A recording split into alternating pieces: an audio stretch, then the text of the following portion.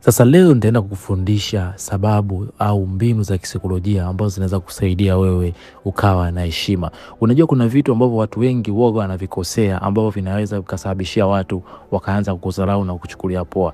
Sasa leo tutaenda kuangalia sababu ambazo zinaweza kuwafanya watu wakakudharau na jinsi gani ya kujenga heshima na watu waanze kuheshimu.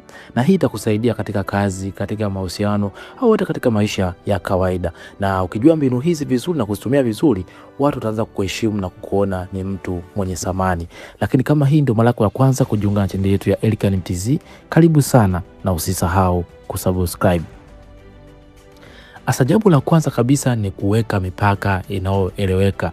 Tunasema set boundaries. Unajua usipokuwa na mipaka ni sawa na nyumba ambayo imejengwa alafu bila milango. Yaani mtu yote anaingia bila ruksa yoyote. Lakini nyumba ambayo imewekewa milango, yani mipaka, mtu lazima agonge aingie. Hivyo ndivyo binadamu utakuwa uwe. Usipokuwa na mipaka, manake watu hawatajua kwamba sehemu gani waishie na sehemu gani waendelee. Ndivyo kama vile nyumba ambayo inakuwa wazi, yani mtu anaingia anakaa sehemu yote, na hiyo inakuwa haina utaratibu. Sasa mara nyingi ili kutengeneza heshima na watu waanze kukuheshimu na kukuona ni mtu wa thamani, wasikudharau, lazima ujue jinsi ya kuweka mipaka. Sasa kuna namna ya kuweka mipaka bila kuonekana mkorofi au mtu wa ajabu na watu wakuone kwamba wewe ni mtu mwenye msimamo.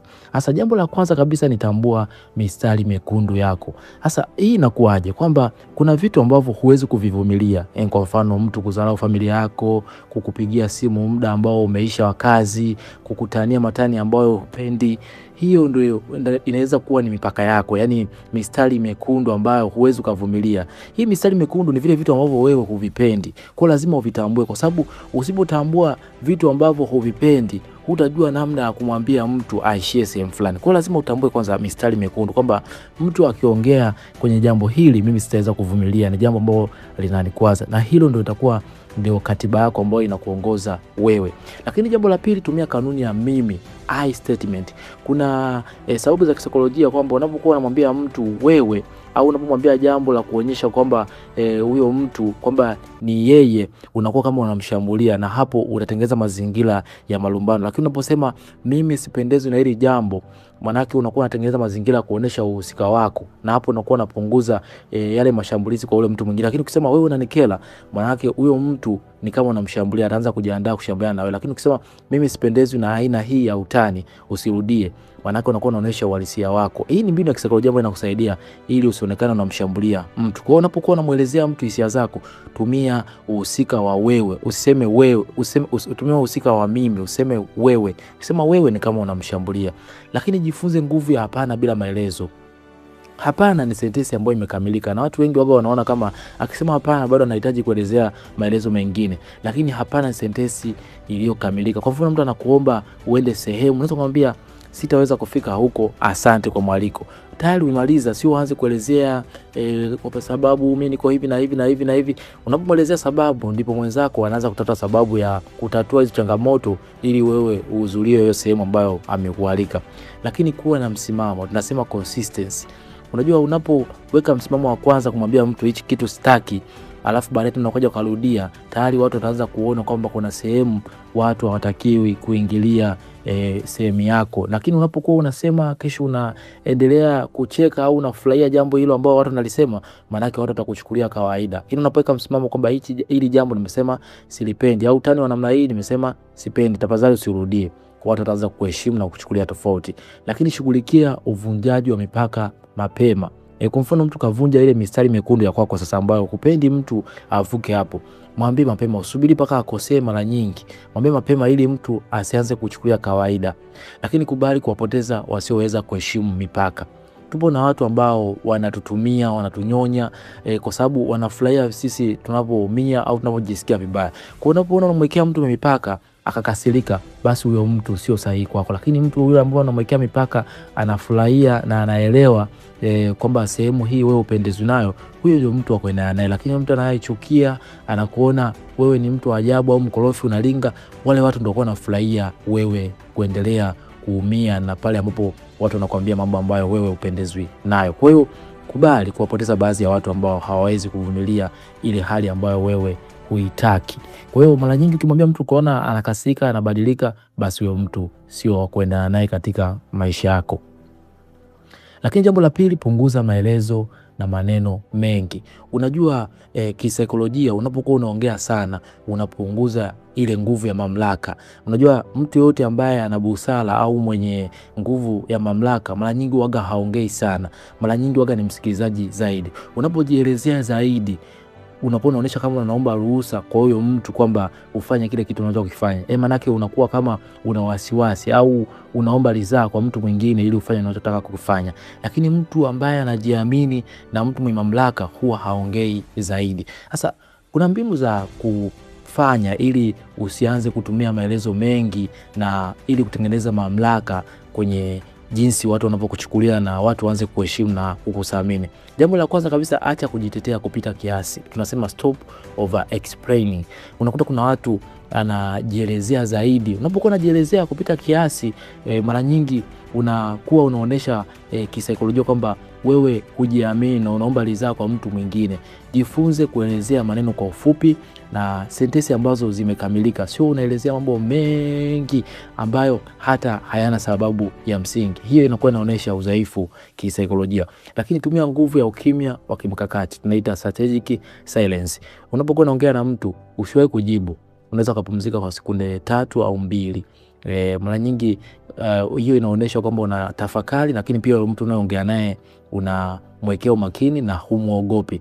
Lakini pia kama kwa mfano mtu kakufokea au kukujibu jambo baya, usiwahi kumjibu. Muangalie machoni, alafu usiseme kitu chochote. Hiyo unamtengenezea shinikizo yule mtu aliyekufanyia hilo jambo, aanze kujisikia vibaya na kuanza kujihisi au nimefanya kitu kibaya, na badala yake anaweza kuja baadaye kuanza kuomba msamaha. Lakini ukiwa unawahi kuongea, maana yake unapunguza ile nguvu ya mamlaka ya kwako. Lakini jibu kwa ufupi na uhakika. Majibu ya watu wenye busara au wenye hekima mara nyingi waga ni mafupi na ya uhakika. Kwa mfano, unaweza kumwambia mtu nimekuelewa, nitalifanyia kazi, asante. Ni majibu ya ufupi ambayo yanaeleweka na ya uhakika. Usipende kuelezea zaidi. Unapoelezea zaidi ni ishara ya udhaifu, na hiyo itamuonesha yule mtu mwingine kwamba wewe hujiamini na kile kitu ambacho unakifanya au unataka kuomba ridhaa kufanya kitu ile ambacho unataka kufanya. Lakini usitoe siri au mipango yako mapema. Watu wanaojua kila kitu cha kwako watajua namna hatua zako zinavyoendelea, na hiyo itapunguza heshima kwako. Lakini watu ambao hawajui kitu ambacho kinaendelea kwako, itawatengenezea heshima zaidi, kwa sababu hawajui namna gani wewe unaishi na mipango yako ikoje. Lakini unapokuwa unaelezea kila kitu cha kwako, watajua kila hatua ya maisha yako, na hiyo itapunguza heshima kabisa. Usipende kuelezea mipango yako na siri zako kwa watu wengine. Uwe na siri. Unapokuwa na siri, unawatengenezea watu fumbo, na hilo fumbo linatengeneza heshima zaidi. Lakini ongea pale unapokuwa na cha maana tu. Kuna msemo unasema the more like you say, the more like you are saying something foolish. Mara nyingi unapokuwa unaongea kitu zaidi, mara nyingi ndio unaelekea kwenda kuongea kitu ambacho kitakuwa cha kijinga zaidi. Kwa mara nyingi angalia kwenye kikao au semi yote, kabla kuongea jiulize, hichi jambo naenda kuliongea ni la maana? Kama lina maana, basi kaa kimya na utaonekana ni mtu mwenye hekima zaidi na mwenye maarifa zaidi. Sio kila kitu tu unalotoka unaongea, utaonekana kama mtu ambaye huna busara. Sasa kuna tofauti mazungumzo yanayo asili hekima au heshima. Mara nyingi kuna tabia maneno ambayo inapunguza heshima, na kuna tabia maneno machache ambayo inajenga heshima. Kwa mfano, kujielezea sana unapoomba msamaha, mara nyingi hiyo inapunguza heshima. Lakini ile tabia ambayo inajenga heshima ni kukubali msamaha kwa neno moja na kuendelea. Kwa mfano, unaweza kusema asante, nimekuelewa, au sawa, nimekuelewa. Hiyo inakujengea heshima. Lakini tabia nyingine inayopunguza heshima ni kulopokea kila wazo la biashara unalopata. Mpata tu kitu chochote unaanza kuwatangazia watu. Lakini tabia inayojenga heshima ni kufanya kazi kimya kimya mpaka matokeo yaonekane. Watu wanapokuja kuona matokeo yako watashangaa na kufurahia na watakuheshimu zaidi. Lakini tabia inayovunja heshima ni kujaribu kushinda kila ubishi kwa kelele. Kuna watu ambao wanapenda kupiga kelele, analalamika, anafoka. Watu wanaona kwamba hiyo ndio sifa, lakini hiyo ndio inakupunguzia heshima. Lakini tabia inayojenga heshima ni kunyamaza na kumwacha mtu aonekane mpumbavu peke yake. Unapokaa kimya, mtu anaweza kulumbana, watu wanaomuona wataona kama huyo mtu hawezi kujidhibiti, na huyo mtu ana changamoto hata pia ya akili, kwa sababu mtu anayeropoka bila mpangilio anaonekana mtu ana shida ya akili. Sasa kuwa mtu ambaye wa maneno machache na yenye uzito. Unapokuwa unaongea tu bila mpangilio, maneno yako yanakuwa yanaonekana hayana thamani. Lakini unapokuwa unaongea kwa vitu vya msingi, watu watakuwa wanaona maneno yako kama dhahabu. Kuna msemo unasema wa Kiingereza, unasema the more like you say, the more like you are say something foolish. Yani kadri unavyoongea sana ndivyo unavyojiweka kwenye hatari ya kusema jambo la kijinga.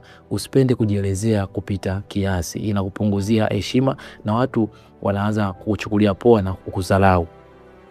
Lakini jambo la tatu, jali muonekano na lugha ya mwili.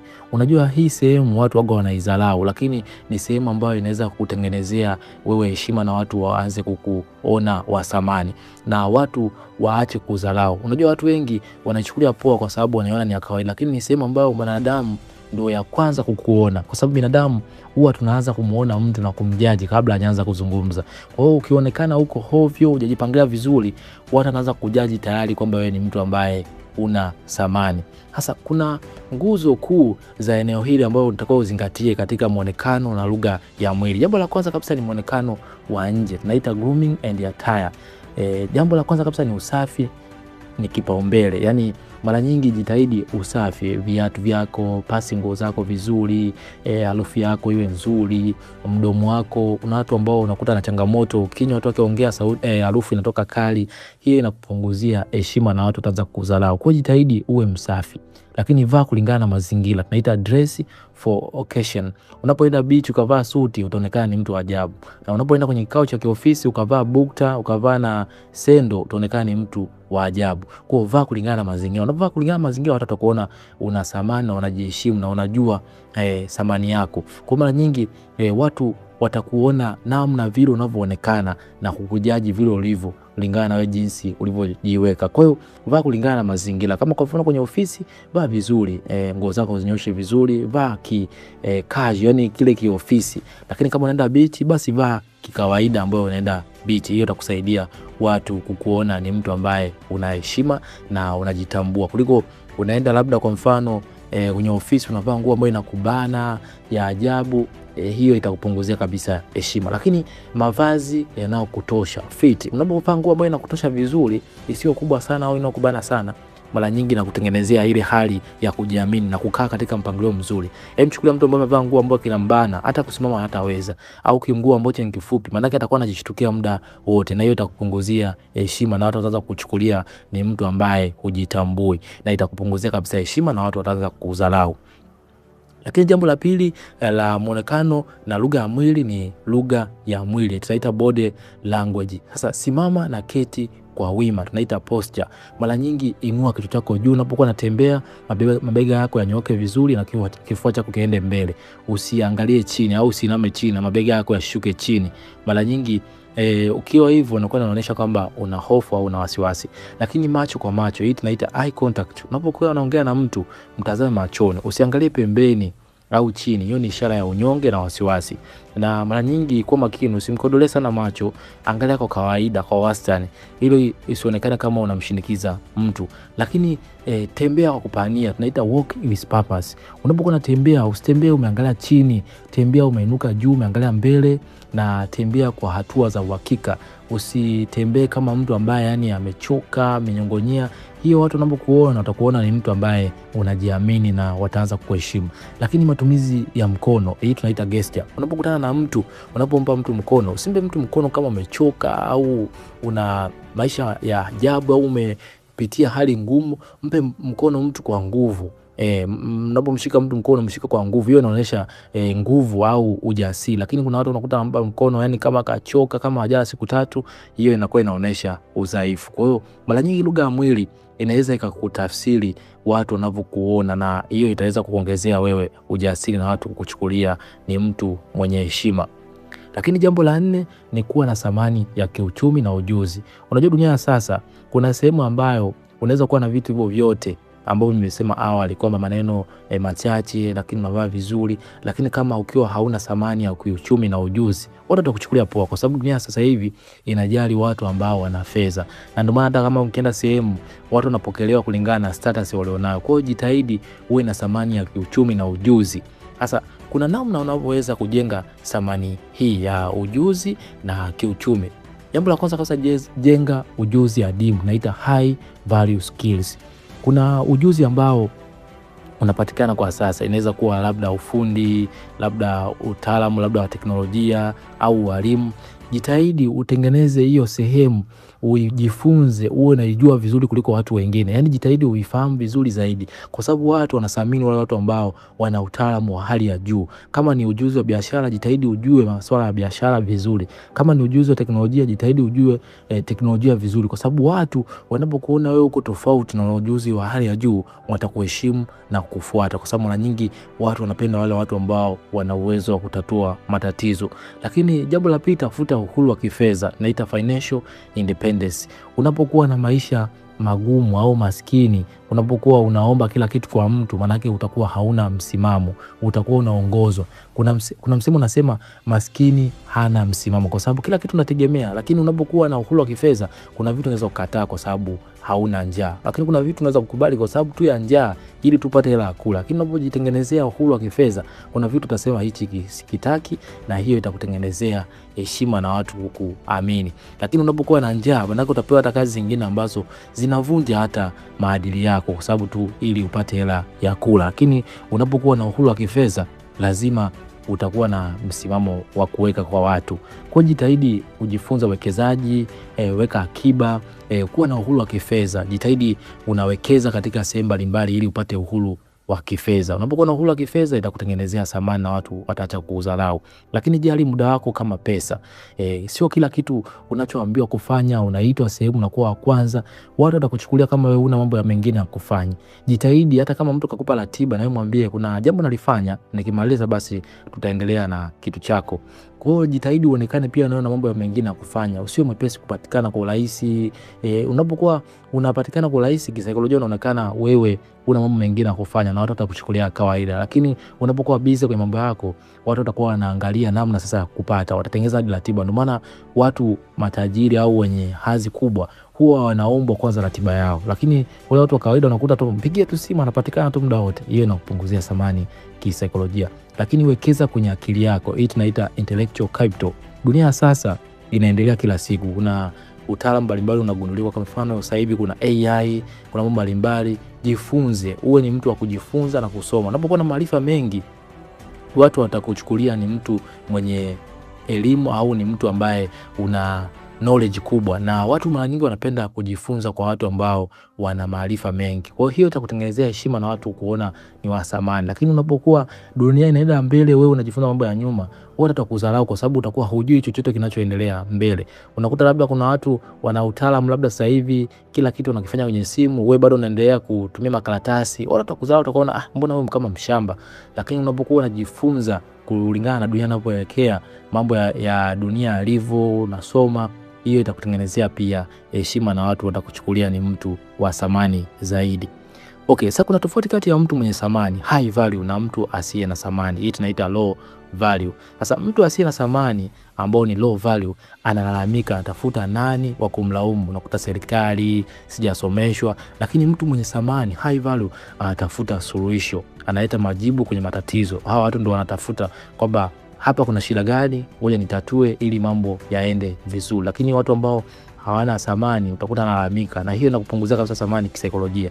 Lakini mtu asiye na thamani anategemea, anapaswa kuomba ruhusa ya kuishi. Unakuta anaomba msaada, kulipiwa kitu, mara nyingi anamtegemea mtu fulani. Lakini mtu mwenye thamani anajitegemea, anamiliki maamuzi yake ya kifedha.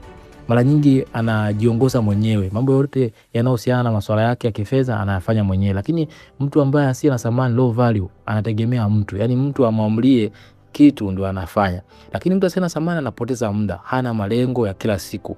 Unakuta akiambiwa fanya hichi, na yeye anaamua hicho kitu kwa muda huo alioambiwa. Lakini mtu ambaye ana thamani anajiongeza, anajifunza ujuzi mpya kila siku. Kila muda ambao anakuwa nao anakuwa anautumia kufanya kitu cha msingi. Sasa mara nyingi kama upo sehemu fulani, ili ukitaka kujipima una thamani, jiulize, kama nikiondoka katika maeneo haya, kitu gani ambacho kitapungua sehemu hiyo? Ukiona hakuna kitu chochote ambacho kitapungua, basi anza kujifunza na kuongeza thamani katika maisha yako, na watu wataanza kuheshimu zaidi. Lakini jambo la 5, timiza ahadi zako. Sasa unaweza kuwa na vitu vyote, unaweza kuwa na uhuru wa kifedha, unaweza kuwa na maneno machache, muonekano mzuri, lakini kama utimizi ahadi zako utaonekana ni mtu tapeli na mtu asiyeaminika, kwa sababu kwenye ulimwengu wa sasa maneno yako au ahadi zako ni kama pesa. Unapokuwa utimizi ahadi zako au mambo yako uyasimamie, watu watakuacha kuamini na watu watakuona kama wewe huna msimamo na watu watakudharau. Sasa kuna namna ya kusimamia ahadi zako na kusimamia neno lako likaonekana kwamba wewe unalifanyia kazi. Jambo la kwanza ni kuwa na neno la chuma. Sasa hii inakuaje? Kwa mfano una ahadi fulani ya kuwafanyia watu, jitahidi unaifanya kwa wakati na usipitishe muda. Unapokuwa umemwambia mtu atakufanyia kitu fulani, kifanye basi kwa wakati na kukitimiza. Hapo watu watakutegemea na kuona ni mtu wa thamani na watakuamini kwa mambo makubwa zaidi. Lakini acha tabia ya kutaka kumpendeza kila mtu. Naita people pleasing. Kuna watu ambao hawapendi kukataa. Yaani akiambiwa kazi ambayo anaona kabisa hataweza kuifanya, hakatai. Lakini mwisho wa siku akija kupigiwa kama kazi haijakamilika, anaanza kuchenga apokee simu. Hiyo itakupunguzia heshima na watu wataanza kudharau. Jifunze kusema hapana. Kuna kazi zingine sema mwenyewe kwamba hii sitaweza kuifanya kwa sababu na ratiba ngumu wiki hii au na mambo mengi ya kufanya. Watu watakuheshimu na watakuona una msimamo kuliko kukubali afu mwisho wa siku ukashindwa kufanya. Lakini jambo la tatu, ahadi kwa nafsi yako. Hii inaita self integrity. Mara nyingi ukishindwa kusimamia yale mambo ambayo umejiwekea mwenyewe, hiyo ni dalili mbaya kabisa ambayo huwezi hata kusimamia mambo mengine ya watu wengine. Kwa hiyo jifunze hata wewe mwenyewe, niambie kwamba saa 12 labda nitafanya kitu fulani. Ukiona hujakifanya basi una changamoto ya kusimamia neno lako. Kwa hiyo jifunze kwanza kusimamia neno lako mwenyewe. Kama umeweka labda saa 10 za usiku nitaamka nisome au nifanye kitu fulani, jitahidi unakifanya. Hapo unaanza kujifunza kuanza kusimamia kwanza neno lako mwenyewe kwenye maisha yako. Ukishaweza kulisimamia vizuri, basi utaweza kusimamia na mambo mengine. Lakini chukua hatua pale unapokwama.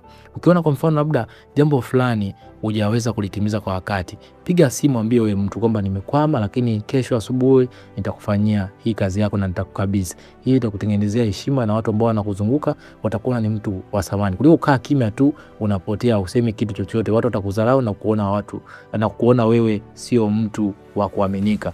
Lakini heshima ya kupitiliza.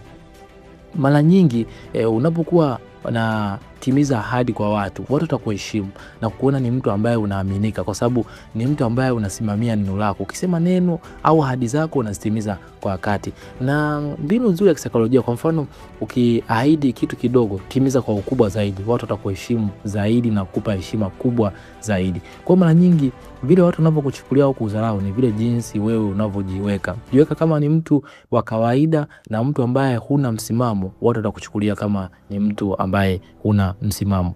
Hebu niambie katika comment ni jambo gani ambalo limekufunza zaidi kuhusiana na jinsi ya kujenga heshima kwa watu na watu waanze kukuheshimu. Lakini pia kama una swali au kuna sehemu unahitaji kujifunza zaidi, unaweza comment sehemu ya comment section na nitafurahi kuona ujumbe wako. Asante sana kwa kunisikiliza kuanzia mwanzo mpaka mwisho. Mimi naitwa Elkan Mtz, the head of the world. Bye bye, tukutane kwenye kipindi kinachofuata.